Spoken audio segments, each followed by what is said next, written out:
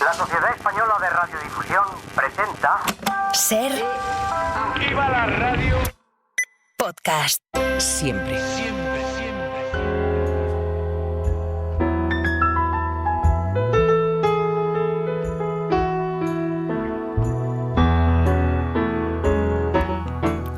Desde París, como cada mañana de domingo, Marc Bassets, que es corresponsal del País en la capital francesa. ¿Cómo estás, Marc? Buenos días.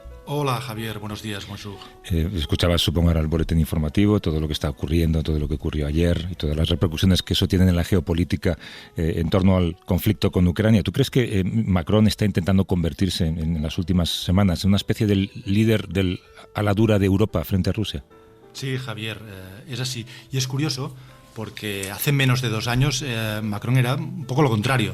Si te acuerdas que continuamente hablaba, ya Rusia ya había puesto en marcha la gran invasión del 2022 en Ucrania, pero Macron continuaba insistiendo en conversar por teléfono con Putin. Periódicamente tenían conversaciones telefónicas. Macron decía no hay que humillar a Rusia, y en las últimas semanas ha dado un giro bastante significativo. Ha dicho que no hay que excluir enviar tropas a Ucrania, lo que es pasar lo que los países occidentales habían fijado como una línea roja. No entraremos con tropas nuestras en Ucrania. Macron ha dicho que no hay que excluirlo, que hay que ayudar a Ucrania sin límites. Incluso Le Monde, en reportaje, decía que en Petit Comité, en una reunión con sus colaboradores, había dicho en el próximo año acabaré teniendo que enviar soldados a Odessa, ¿no? Y esto es un cambio brusco, claro, que tiene por objetivo disuadir a Putin.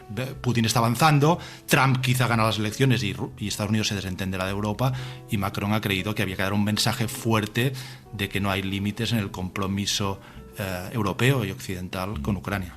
Es el nuevo Macron, hablaremos de esto muy a menudo en los próximos meses. Pues vamos a arrancar porque tenemos a una invitada esperando.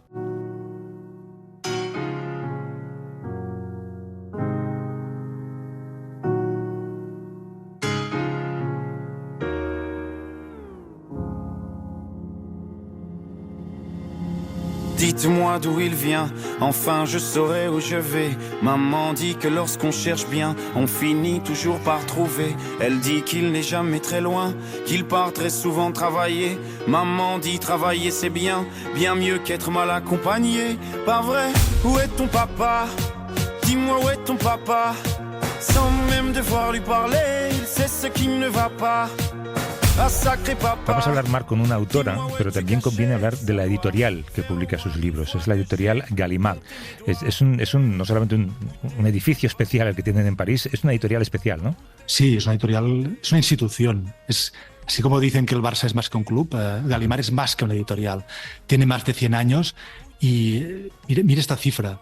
Gallimard ha tenido 43 premios Nobel de literatura en poco más de un siglo de existencia. Ninguna otra editorial en el mundo ha tenido tantos, desde los años 20, luego Camus, bueno, la lista es larguísima. Solo en los últimos 15 años ha tenido 4 premios Nobel, 3 franceses, ¿no? Annie Ernaux, Leclésio y Modiano. Entonces, claro, cuando uno ve el catálogo de esta editorial, cuando uno pasea por los pasillos y salones de Gallimard en el barrio de Saint-Germain-des-Prés, en París, tiene la sensación de estar ante la historia de la gran literatura europea y global. Vamos a hablar de una autora cuya historia, de alguna manera, intentó borrarse durante muchos años porque ni siquiera era considerada persona. Háblanos de esta escritora. Bueno, estamos con una escritora que nació a finales de los años 50 en Ruanda, que toda su infancia la vivió con su familia perseguida, refugiada, porque los que mandaban en su país no los consideraban, como estabas diciendo hace un momento, o sea, no los consideraban seres humanos con plenos derechos, que luego pudo estudiar, salió de Ruanda, de su país, tuvo que salir forzado de su país, se refugió en Burundi, luego vive en Francia y asistió desde Francia. Ahora se cumplen 30 años del genocidio de Ruanda. En unos 100 días, el régimen Hutu, la mayoría Hutu, mató a casi cerca de 1 millón de personas. Entre ellos, gran parte de la familia de esta escritora que ha dado voz a esta historia, que ha contado en primera persona su infancia, su adolescencia, su juventud y lo que pasó en su familia. En su familia murieron 37 personas. Si me permites, te leo rápidamente un fragmento de su primer libro que se llamaba Ingenzi Ulekafag, que es Ingenzi o los escarabajos, que es como les llamaban los Hutus a los Tutsis, y uno lo lee y es impresionante por la sencillez y por lo que dice. Dice esto, voy a hacer un recuento de los muertos. Mi padre, Cosma, tenía 79 años. Está contando quién murió de su familia durante el genocidio en el año 94. Mi madre, Estefanía, debía tener 74 años. Mi hermana mayor, Judith, y sus 4 hijos. Ya no sé cuántos nietos tenían. Mi hermano Antoine y su mujer tenían 9 hijos. Alexia y su marido Pierre Entereye y 4 de sus hijos. Jeanne, mi hija pequeña, sus 4 hijos. Y enumera todos los nombres. Contaba y recontaba. En total eran 37 y yo ya sabía que nunca se encontrarían sus restos. Esta mujer ha construido una obra literaria desde hace unos 20 años sobre esta historia, ¿no? Y sobre qué es su historia y la de su familia y la de los muertos de su familia y de su país. Estamos hablando con la escritora ruandesa Scholastique Mukasonga, autora de Nuestra Señora del Nilo, publicado por Editorial Minúscula. Scholastique Mukasonga, buenos días. Bonjour, bonjour mes lectrices, mes lecteurs de Madrid et de toute l'Espagne. Buenos días a mis lectoras y a mis lectores de Madrid, de toda España. Estoy muy honrada de poder comunicarme con vosotros por esta vía. Nosotros estamos igual de felices, pero lo primero que quiero saber es si referirme a usted como Scholastique o como Mukasonga, porque el primero es su nombre de bautismo, creo, ¿no? Mukasonga es mi nombre auténtico. Se me identifica más fácilmente por Scholastique y ya lo he adoptado. Ahora se me puede llamar Scholastique. Ya no hay tabús. Su libro transcurre en la década de los 70, 20 años del genocidio, en el Liceo Nuestra Señora del Nilo, donde se formaba a la élite femenina ruandesa. ¿Por qué decidió hablar de la división de Ruanda desde ese lugar tan específico de su infancia?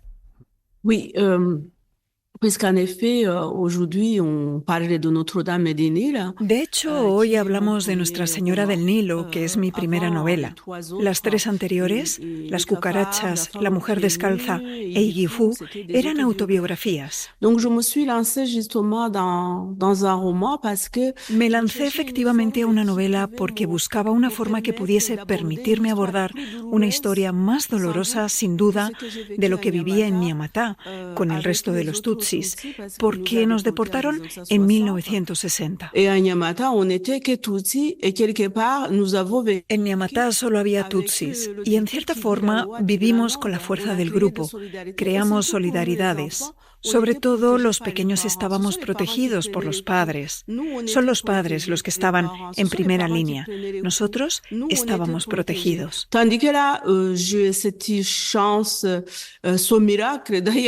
Mientras que allí tuve la suerte, fue un milagro, de poder ir al Liceo Nuestra Señora de Citeaux y ser parte del 10% de esa cuota de Tutsis en las escuelas de secundaria.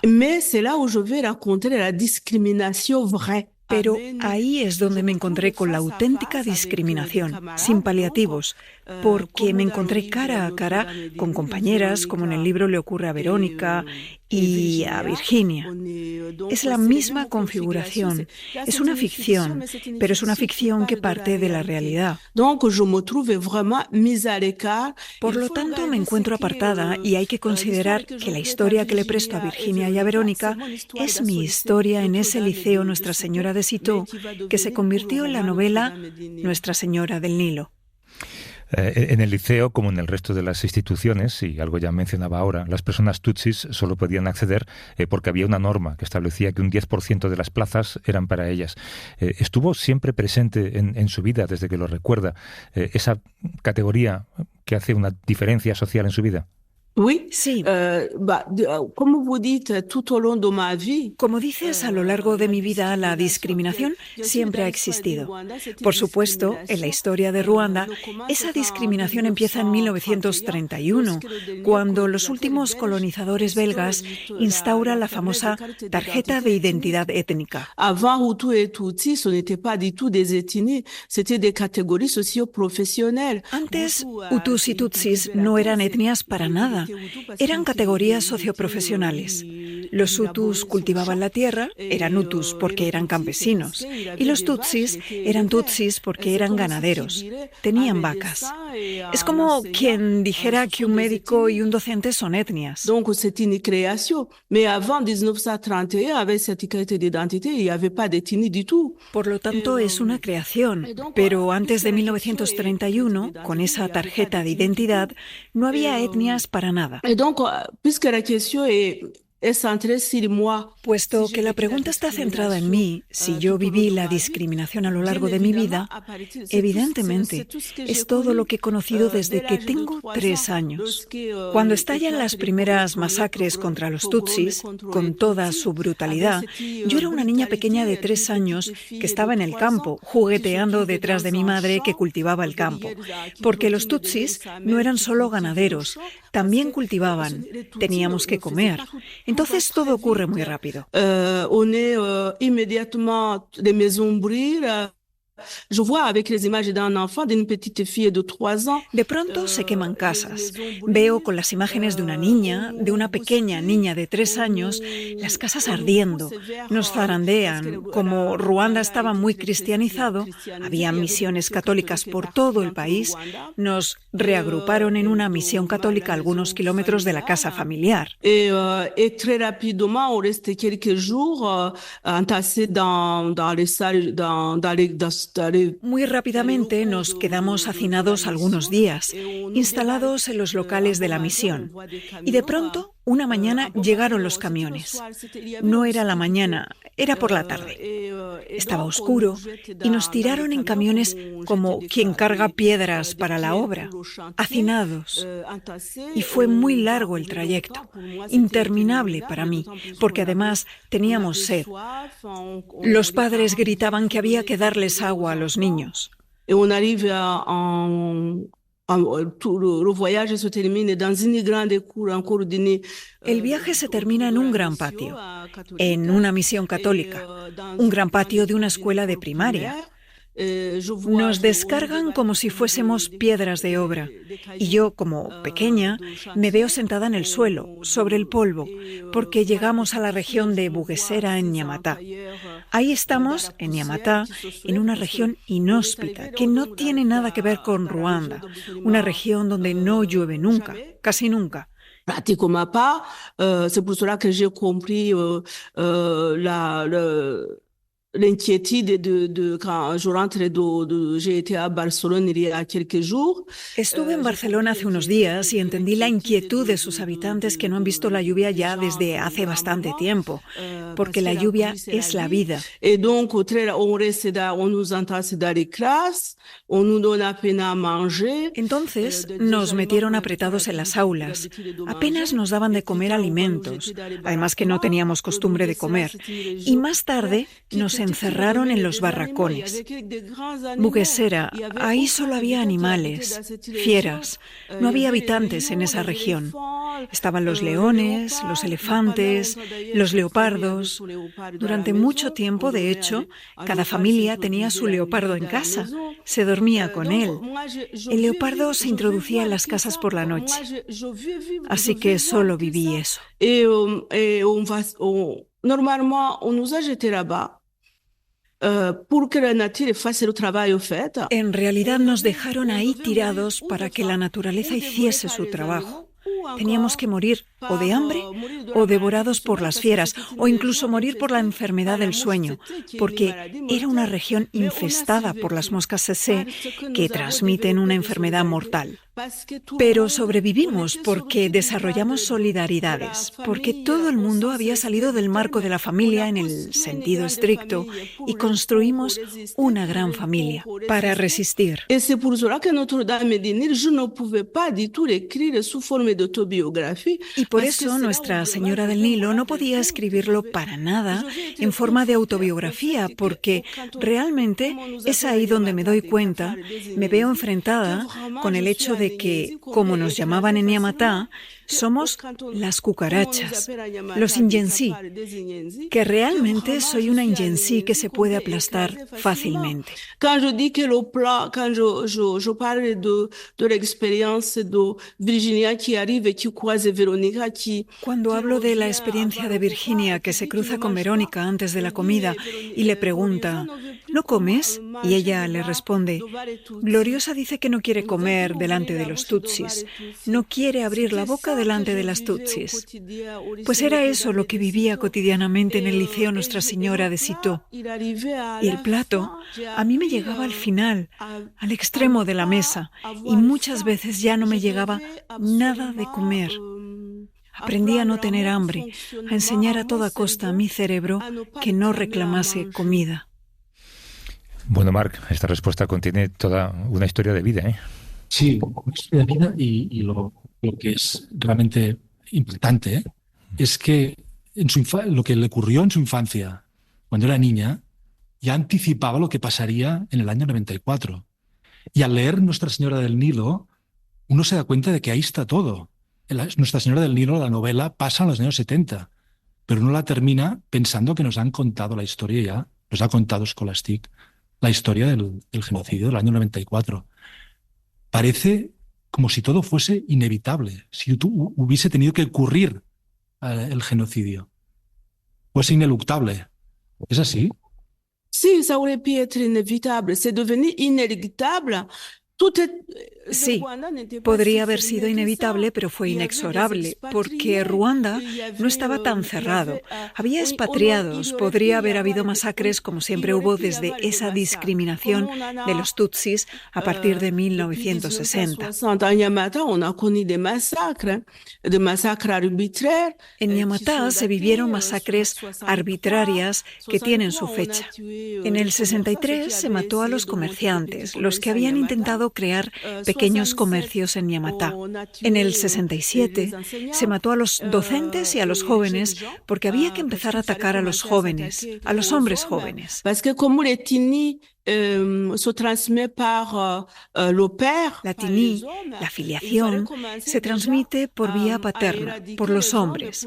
Había que empezar a erradicar a los hombres para que ya no hubiese niños tutsis naturalmente, porque no es la madre la que transmitía la famosa tini. Y luego, en el 73, fue la fecha que marcó la extrema inquietud para nosotros, los tutsis, porque antes nos dejaban entrar en las escuelas de secundaria, aunque hubiese una cuota mínima del 10%. Creo que lo digo en La mujer descalza o en un libro anterior. Digo que en cuanto se entraba a la escuela, estábamos civilizados. Creo que en Nuestra Señora del Nilo también lo digo para Virginia. Teníamos otro estatus, ya éramos civilizados, evolucionados.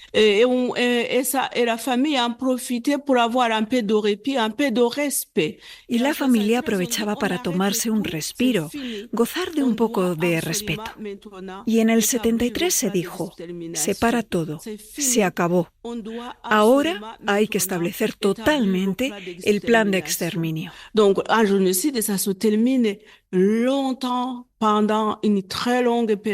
genocidio se larva durante tiempo, durante un largo periodo.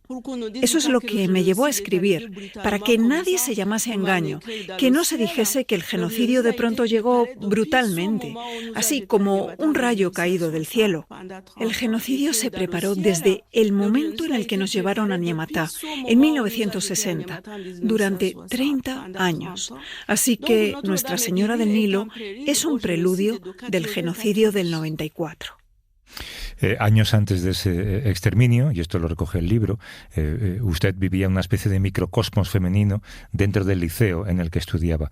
¿El odio contra las mujeres tutsis estaba cargado de otros tipos de más violencias y diferentes a las que vivían los hombres tutsis?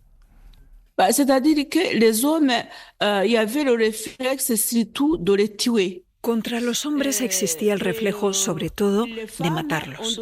A las mujeres había que humillarlas, porque las mujeres constituían una apertura. Eran traidoras. Para invalidarlas, se había inventado que las mujeres tutsis eran más bellas que otras, y por lo tanto podían introducirse entre los occidentales, y justamente se temía que iban a diabolizar el régimen Hutu. Donc c'était en effet de dangereux. Por lo tanto, eran peligrosas por su belleza.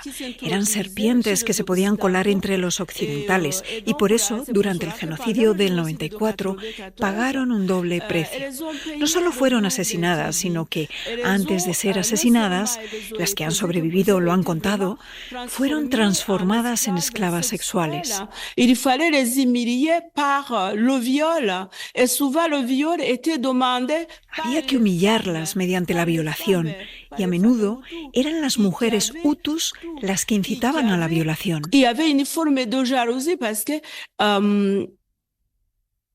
au début, au commencement de la discrimination, tenían una forma de envidia porque al principio de la discriminación los hutus ocupaban puestos importantes y justamente para subrayar su estatus, por el hecho de que habían alcanzado una posición social acomodada, tenían a toda costa que tomar a una tutsi como una forma de trofeo. Y esto hasta los años 70, cuando se prohibió sobre todo a los militares casarse con una mujer tutsi porque había que empezar de verdad a apartarlas definitivamente. Lo que terminará en el 73, que es la fecha concreta en la que se aparta todo lo que es tutsi de la función pública y de las escuelas. Así que las mujeres siempre representaron un peligro porque podían comunicarse con el exterior. En la novela hay dos tipos de personajes muy significativos, a mi modo de ver. Uno son los europeos, los profesores belgas o franceses de la escuela y un personaje que se llama Fontenay, que es un excéntrico que vive en una casa aislada. Y los otros personajes significativos es la iglesia, las monjas y el cura que llevan la escuela. Estas personas, la iglesia y los europeos, ¿qué papel tuvieron en el genocidio? ¿Fueron cómplices? ¿Fueron culpables? À ce qui concerne l'Église, qui est représentée là par le père Hermenegilde. En cuanto a la iglesia representada por el padre Hermenegilde, hubo una hipocresía total en lo que se nos decía. Se predicaba el amor al prójimo cuando en realidad era el odio al prójimo. Y eso es lo que Hermenegilde representa. Es un extremista virulento que incluso envenena la vida de las jóvenes en ese liceo, que representa lo que mis compañeras vivieron en Nuestra Señora de Cîteaux. On volait aussi la vie, l'adolescence de jeunes filles qui avaient autre chose à penser. También robó la vida, la adolescencia de chicas que tenían otra cosa en lo que pensar. El papel que interpreta Gloriosa, ella también es una víctima para mí. Le arrebatan su vida. En lo relativo al señor de Fontenay, es un personaje que encarna efectivamente esa ideología fantasmagórica que establecería que los Hutus y los Tutsis son diferentes. Entonces hace retratos de Verónica como si fuese Isis. Es justo eso, una invención que llevó a la catástrofe, al genocidio, diciendo que el Tutsi vendría del exterior. Pour Monsieur Fontenay, donc pour Louis, Verónica, c'est Isis. Para el señor Fontenay, Verónica es Isis, viene de Egipto y es lo que se enseñó con extractos de la Biblia, imaginando que los tutsis vendrían de Egipto, que serían faraones negros. Así que está esa representación de la creación, de la división, al designar al tutsi como un extranjero en su propia tierra, como si viniese de fuera, pero no como un ruandés. En un determinado momento sus padres le obligan a salir del país para que usted se salve del exterminio, y cuando usted ya vivía fuera de Ruanda comienza el genocidio en el que, como decía Marc, usted pierde a 37 miembros de su familia. Me pregunto cómo fue para usted vivir esto fuera de Ruanda y cómo fue su regreso al país décadas después. D'abord, quand mes parents m'ont envoyé en exil, d'abord au Burundi voisin. Primero, cuando mis padres me enviaron al exilio a Burundi, país vecino, tuve que ir a pie. No fue en vehículo y tampoco viajé de día, porque tenía que escapar de noche mientras que todo el mundo dormía para atravesar esa sabana salvaje entre fieras y elefantes. El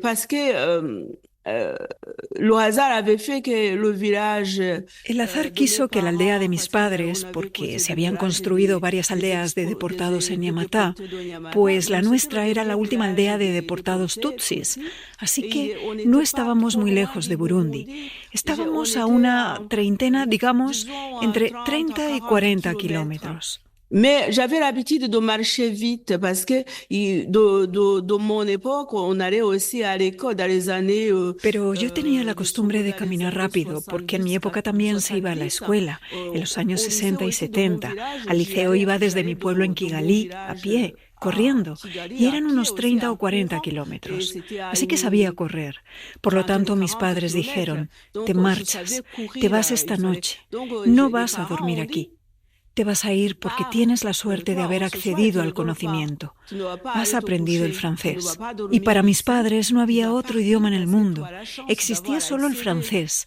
Era un pasaporte internacional.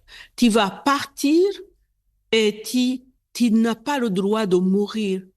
Tu vas vivre quand nous, on va nous tuer. Tu es notre mémoire. Te vas a ir y no tienes derecho a morir.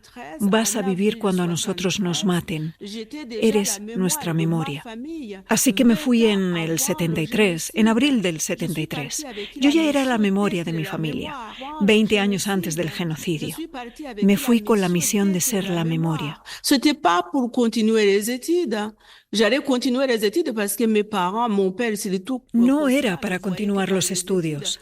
Iba a continuar mis estudios porque mis padres, sobre todo mi padre, Cosma, solo tenía eso en la cabeza.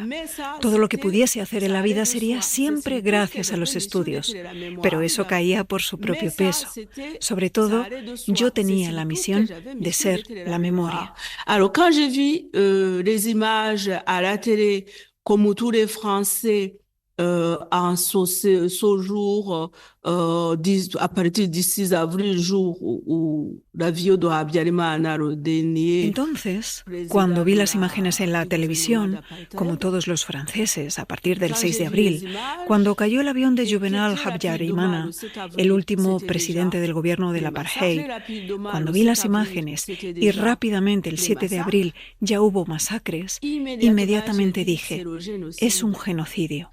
Et j'avais connaissance comme tout le monde du génocide, de la Shoah. Yo tenía conocimiento, como todo el mundo, del genocidio judío, de la Shoah, y todo el mundo se inquietaba a mi alrededor, diciéndome, Scholastic, no se menciona el genocidio así, a la ligera. Y yo respondí, digo lo que sé, lo que veo. En Nyamata, il n'y aura pas de survivants. En Nyamata no habrá supervivientes. Quand je parle au fait de 37 membres de ma famille, ce n'est pas un pourcentage, il n'y a pas de pourcentage dedans. C'est tout le monde. Cuando hablo, de hecho, de 37 miembros de mi familia, no es un porcentaje. No hay porcentaje ahí. Es todo el mundo, todo el que estaba.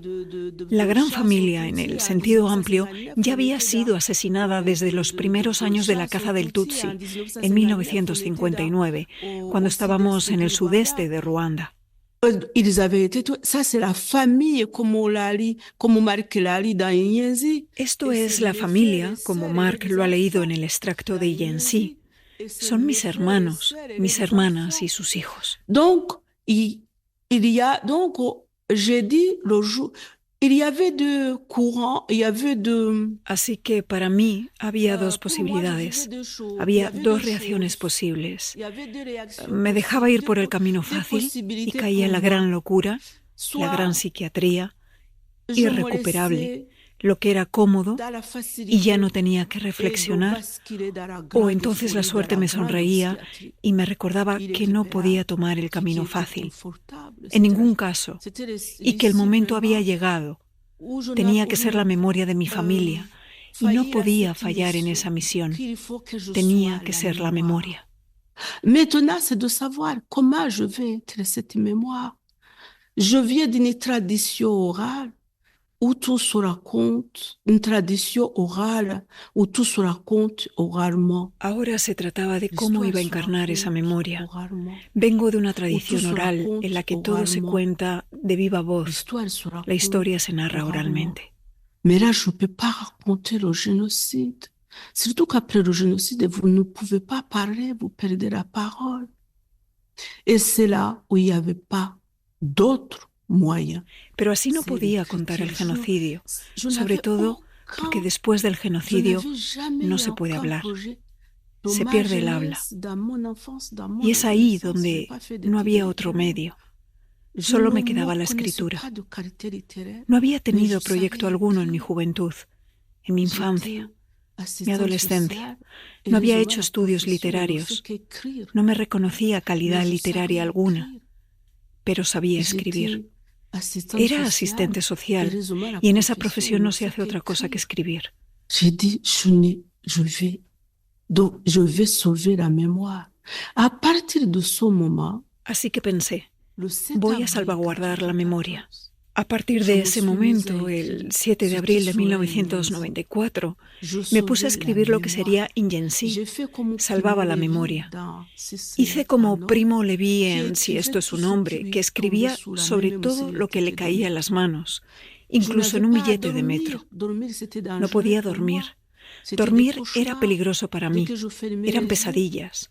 En cuanto cerraba los ojos, veía los machetes junto a mi cuello, porque había sido una superviviente, había logrado escapar, pero ¿a qué precio? Donc j'ai écrit Inyenzi pendant 10 ans, j'ai fait, comme je le dis dans Inyenzi, j'ai sauvé la mémoire sur tous les noms. Así que escribí Ingency durante 10 años. Como digo en el libro, rescaté la memoria, sobre todo los nombres, los datos, el recuerdo de un ser humano ligado a cada nombre. Me acordaba de ellos, porque tenía que sacarlos de ese estatus de cucaracha, porque habían muerto, pero habían muerto como seres humanos.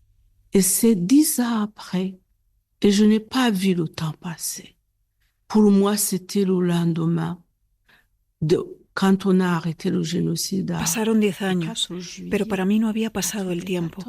Para mí era el día siguiente, cuando se paró el genocidio el 4 de julio de 1994, y rápidamente se llamó a los exiliados a volver a su casa. Para mí, volví a Ruanda en julio del 94. No conté el tiempo. Conté la fuerza que podía ir reuniendo. Conté la capacidad que tendría para ir a ver la realidad desnuda y volver a Francia, para seguir siendo la guardiana de la memoria. Et c'est là où en 2004 je suis allée au Rwanda que je me suis trouvée face à face avec la réalité nue de Nyamata. Il n'y avait plus rien.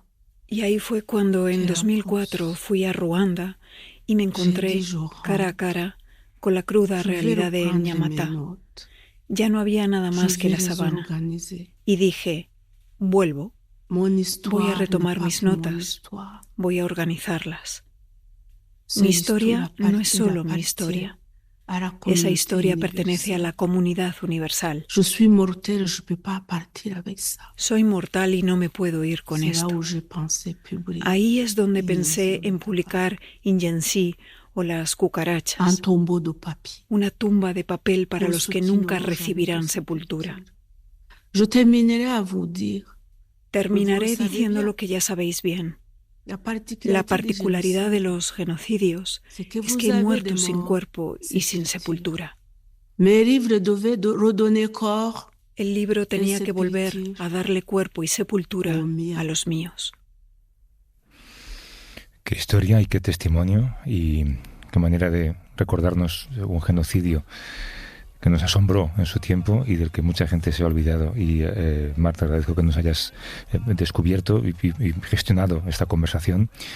Además, escribe en esta editorial tan histórica como tú decías, la editorial Gallimard, en España. El libro se titula Nuestra Señora del Nilo, está publicado por Editorial Minúscula, y después de este relato de tradición oral, como decía ella, estoy seguro de que mucha gente lo comprará y lo leerá.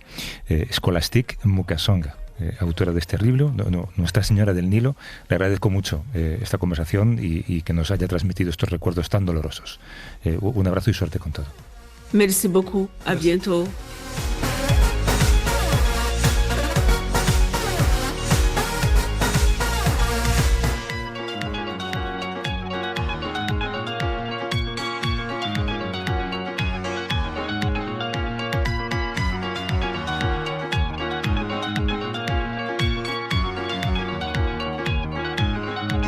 Ser Podcast. Ami, remplis mon verre, encore un et je vas, encore un et je vais, non, je ne pleure pas, je chante et je suis gai, mais j'ai mal d'être moi, ami, remplis mon verre. Para quien se haya levantado tarde, recomiendo recuperar lo que acabamos de escuchar, la entrevista con Scholastique Mukasonga, con músicas, por cierto, escogidas por ella misma.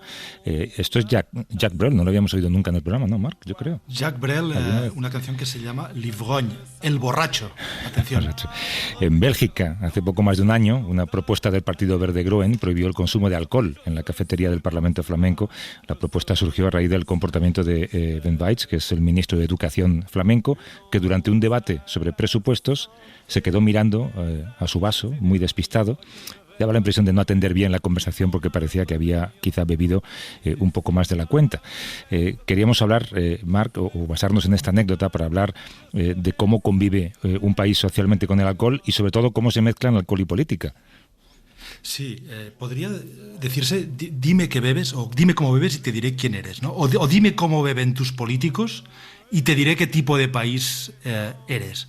Y hay antecedentes históricos, ¿no? O sea, muy conocidos. Churchill, que era un gran bebedor, o Nixon, que tenía problemas de alcoholismo. Y si pienso en Francia, es curioso porque, por ejemplo, hay presidentes como Nicolas Sarkozy que no bebía.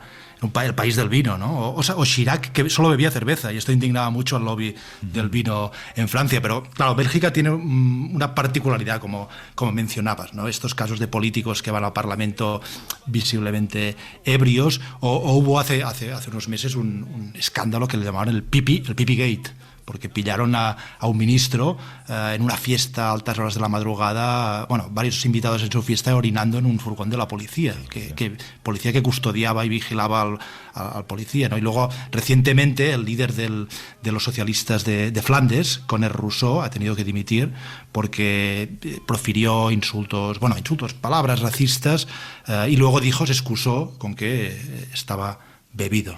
Es un país que tiene una relación particular con la política y el alcohol, el país de la cerveza por excelencia, Bélgica. Para hablar un poco de cómo la política y el alcohol no siempre son una buena mezcla, nos atiende desde Bruselas Beatriz Navarro, que es corresponsal de La Vanguardia. ¿Cómo estás, Beatriz? Buenos días. Buenos días, Javier, Marc. Lo primero para entender, ¿es cierto que en el Parlamento Federal se paga una cuota de unos 180 euros anuales y es un poco buffet libre, digamos, de alcohol? Sí, a veces se dice que es el bar más barato de Bélgica porque, puedes pagar un abono de 184 euros anuales. Esto está a disposición de los diputados y digamos que entiendo que tienen una tarjeta y con esto ya digamos que tienen barra libre para todo el año. Esto fue una medida que se introdujo en el 2017 en el Parlamento Federal belga cuando el alcohol dejó de ser gratis. Y digamos que han ido un paso por delante que el Parlamento flamenco, que solamente fue en febrero del año pasado cuando dio el paso de poner fin al alcohol gratis, no ya en el edificio del Parlamento en sí, sino en lo que llaman la salita del café, que está adjunta a la Cámara y donde, en contra de su nombre, hasta solamente hace un año se encontraba cerveza y algunos otros alcoholes gratis. Antes del caso del ministro de Educación ha habido también otros casos, ¿no? Como el del ministro Theo Franken, creo. Esto lo contaba también Marc. Sí. Bueno, tenemos, Bélgica tiene, como comentabais, una larga historia de políticos que han intervenido en la Cámara, en las cámaras regionales o la federal, en estado de ebriedad.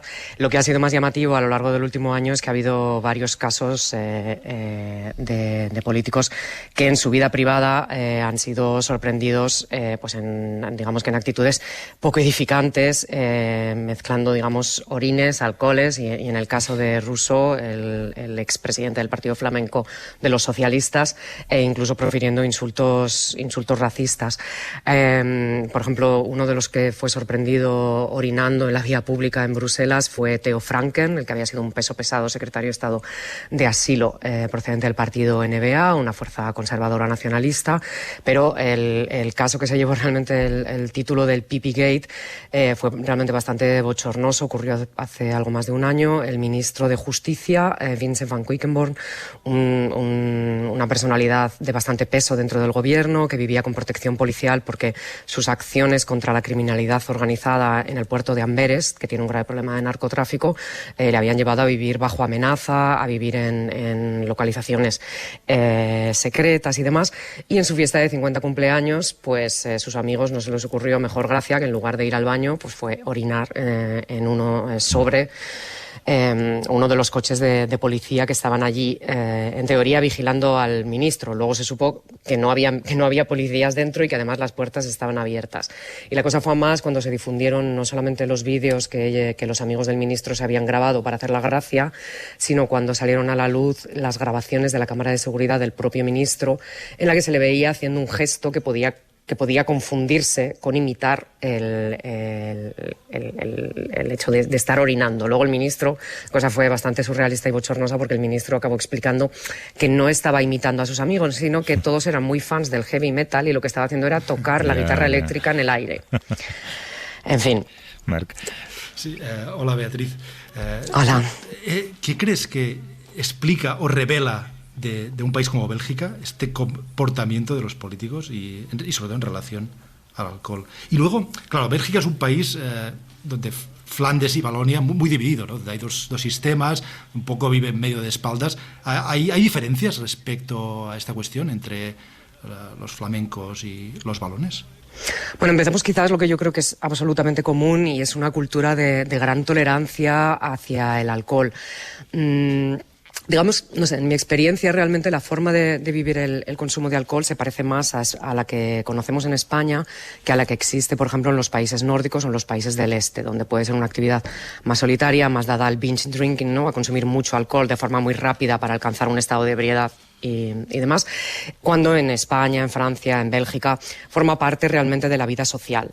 En Bélgica yo creo que se va un paso más allá, en el sentido de que existe una gran tolerancia respecto a acabar en situaciones de manifiesta ebriedad en actos y en situaciones públicas. Y yo creo que eso es lo que durante mucho tiempo ha ocurrido en el Parlamento.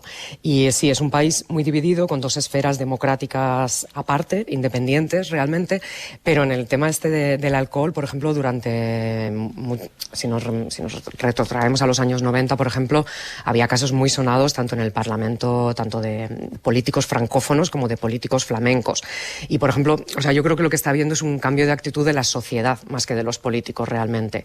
Había un político francófono de Lieja, que falleció hace unos años, era Michel Dardenne, y era un magnífico gestor, reconocido por sus compañeros de partido y por sus rivales, digamos, ¿no? Muy bueno con las cifras, estuvo a cargo de temas presupuestarios, de transporte, pero un señor con un gravísimo problema del alcohol. Y hay imágenes de él interviniendo en diferentes parlamentos, en diferentes situaciones, incluso en una reunión europea, pues manifiestamente borracho realmente.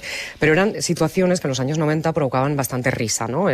Todo se tomaba con mucho humor, y él mismo podía hablar del tema y reírse de sí mismo, y digamos que la sociedad no le juzgaba. Lo que yo creo que está cambiando, y es lo que se ha visto en los últimos 2 o 3 años, es realmente la actitud de la sociedad, ¿no? Que sí que yo creo que hay una mayor conciencia de los problemas que causa el alcohol, y de ahí, ahora que todas estas imágenes son públicas, ¿no? Y que no se quedan en un numerito en la cámara del que nadie se entera, ahora es cuando está empezando a tener consecuencias. Hemos mirado, de hecho, los datos de la OMS, y los últimos que hay dicen que en Bélgica se consume al año 10 litros de alcohol puro por persona, en España 12,7, que cada uno saque las conclusiones que quiera sacar. Beatriz Navarro, que es corresponsal de La Vanguardia en Bruselas. Mil gracias por la conversación, Beatriz, cuídate.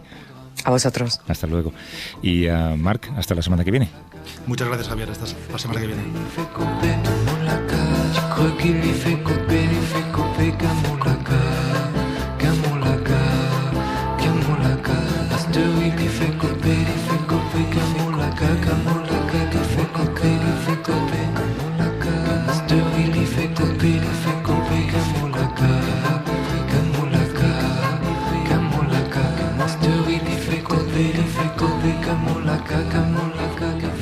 Para no perderte ningún episodio, síguenos en la aplicación o la web de la SER, Podium Podcast o tu plataforma de audio favorita.